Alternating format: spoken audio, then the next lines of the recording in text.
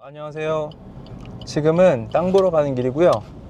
어제까지 출연했던 13개 땅 중에서 지금 오늘 4개를 보러 갈 예정입니다. 이 4개 땅은 다 덴파사르 시내에 있는 땅들이고, 기본적으로는 주거용 집을 지을 땅이에요. 거기에 임대사업자, 임대업용 법인의 주소지로 사용하게 될 땅이기도 합니다만, 일단 기본적으로는 집을 지을 수 있는 실거주용 집을 지을 수 있는 땅을 보러 가는 길입니다. 자, 같이 한번 보시죠. 땅은 여기고요. 20아르 정도 되는 큰 땅이에요.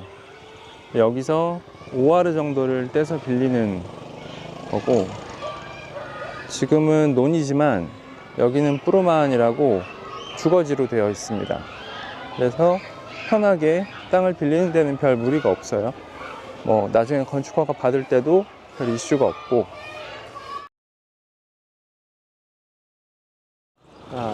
여긴 또 두 번째 땅에 왔습니다. 여기는 길이 좀 좁아요.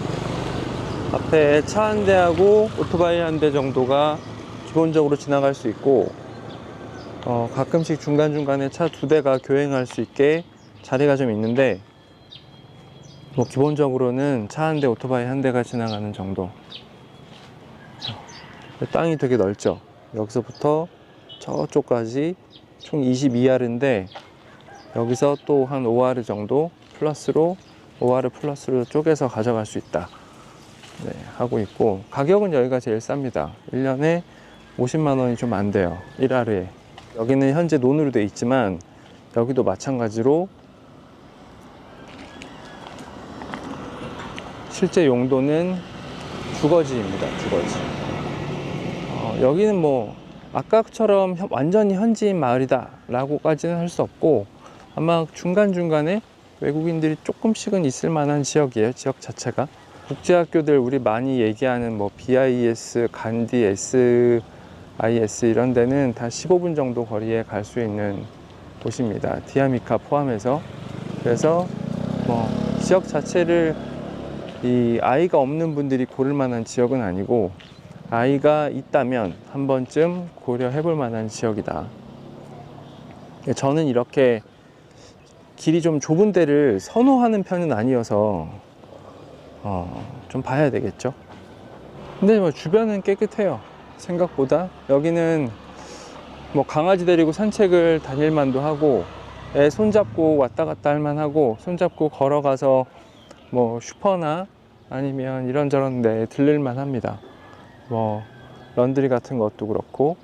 그래서 아이를 키우기에는 괜찮은 지역인 것 같아요. 아까 같은 경우도 마찬가지지만 아이를 키운다고 할 때 기본적으로 치안이 좀 중요하니까 그거에 대한 생각을 안 할 수가 없고, 그리고 특별히 이제 만약에 엄마 혼자 아이 하나를 데리고 산다라고 하면 거의 1번으로 고려해야 될 부분일 수도 있습니다. 기본적으로 학교 간의 거리나 이런 걸 제외하면. 그래서 여기도 가격이 굉장히 싸기 때문에 생각해 볼 만한 곳이다. 이렇게 걸어 다닐 만한 옛날 골목길을 연상시킬 수 있는 이런 데가 많지 않습니다. 그냥 걸어 다닐 수 있고, 자전거도 탈 수 있고, 개 산책시킬 수도 있고. 지금 또 두 번째 걸 봤지만 가격이 싸기 때문에, 그리고 학교들 접근성이 좋은 편이고, 치안이 괜찮고, 부모가 이제 어떤 생각을 하냐에 따라 다르겠지만, 길은 좀 좁죠. 길은 좀 좁지만 그래도 애들 손잡고 왔다 갔다 할 만한 곳.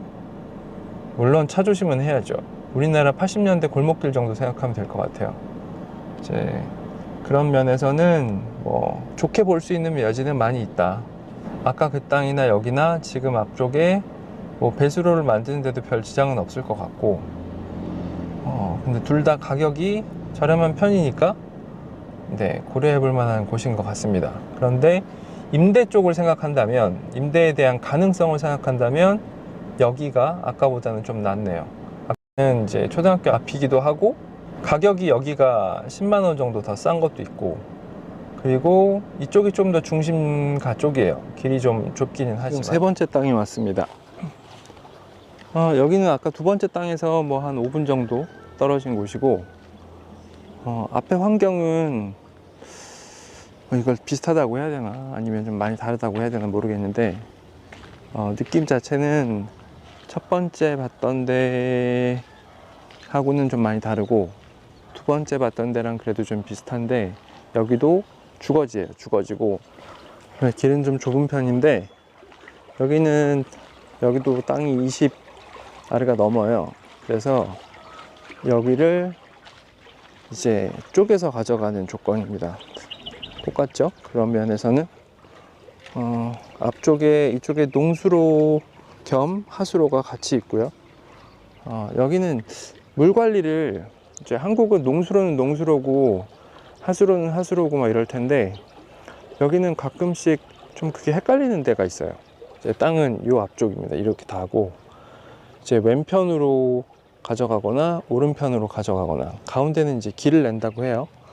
자기 땅이니까. 어쨌든 이 땅이 한 사람 소유이기 때문에 길을 만드는 것도 이제 본인이 그냥 본인 땅으로 내는 거죠. 그러니까 별 이슈는 없습니다. 길이 좀 좁아요.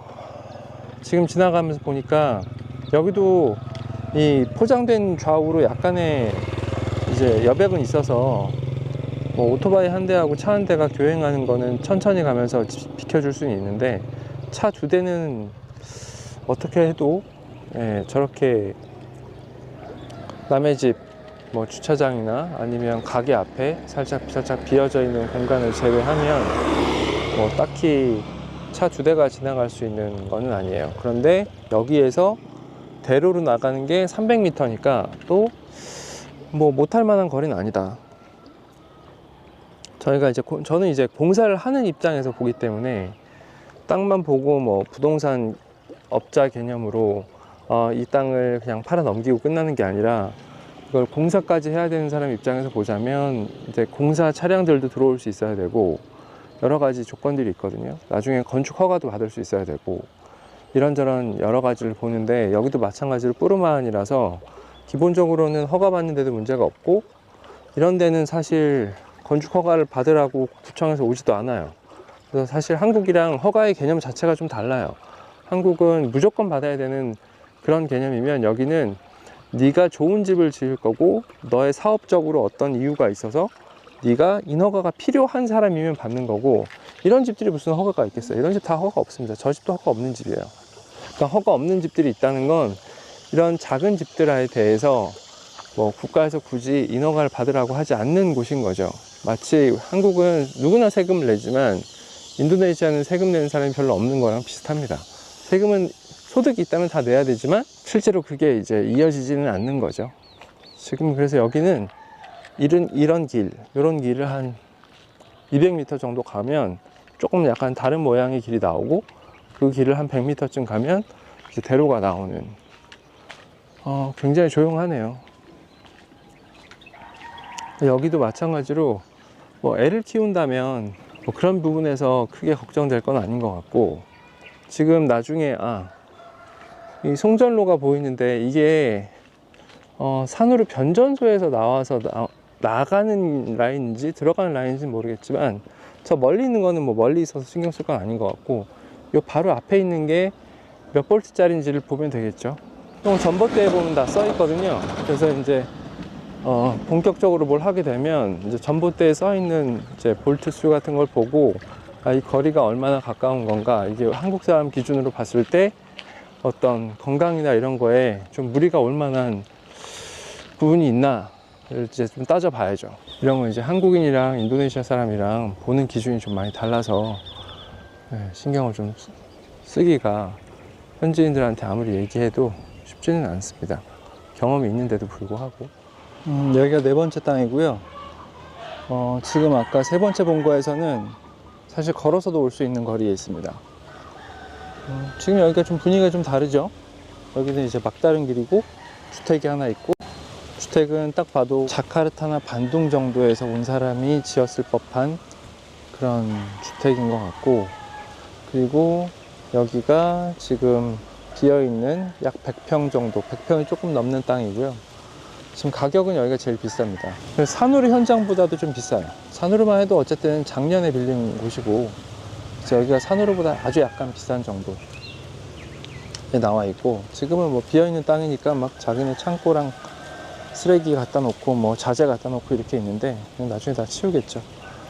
앞쪽에는 이렇게 논 같은 게 밭이 있고, 담을 세워놓은 거 봐서는 이 땅 자체가 공도가 아닌 것 같습니다. 이거는 아마 이 땅 주인의 땅이어서 이렇게 막아서 쓰지 못하게 한 것 같아요. 그러면 저 사람들은 저 땅 주인, 요 논밭의 땅 주인은 이 길을 쓰려면 또 따로 계약을 해서 돈을 주고 받고 해야 되겠죠. 아까 봤던 송전로탑은 저쪽에 있네요. 여기는 이제 기본적으로 우리가 뭐 얘기하는 숙박, 여기 관광객들도 숙박을 할 수 있는 그런 위치인 것 같고, 이게 이게 벌목할 때는 돈이 좀 들겠구나. 요거는 아무리 피해서 지어도 방법이 없기 때문에 다 싹 베어내야 될 것 같고, 이 야자수 같은 아이, 얘네들은 놔둘 수도 있겠는데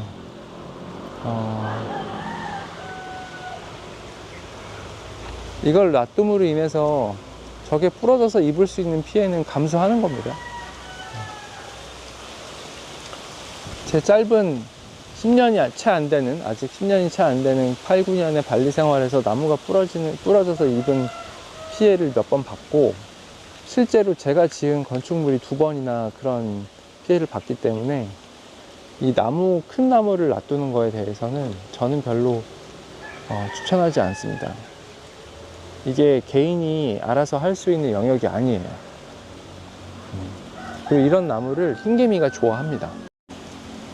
그래서 코코넛 야자수도 이 기둥 아래쪽을 흰개미가 파먹어서 구멍이 막 뻥뻥뻥뻥 뚫려 있어요. 흰개미가 먹은 것들은. 지금 여기는 안 보이는데 어쩌면 여기는 그래도 이쪽이 비어 있어서 해가 잘 들어서 흰개미가 좀 없을 수는 있습니다만, 어쨌든 저는 추천하진 않아요. 벌목은 벌목이고 뭐 벌목으로 뭐 1000만 원이 들 것도 아니기 때문에 보통 현장에 있으면 이렇게까지 많지는 않거든요. 아무래도 옆에 이제 숙박업소 같은 경우는 이렇게 나무가 있는 게 좋기는 하죠.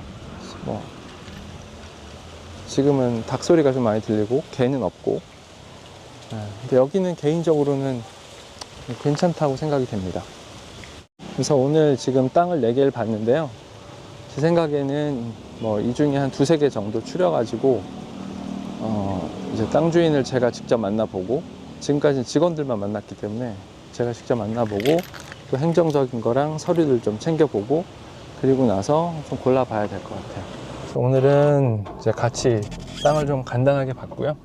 나중에 이제 땅 주인을 만나고 나서 또 한번 저녁 시간 5시에서 7시 사이쯤에 꼭 한번 둘러봐야 됩니다. 그때 봐야 진짜 분위기를 알 수 있어요. 오늘은 어쨌든 여기까지 하겠습니다.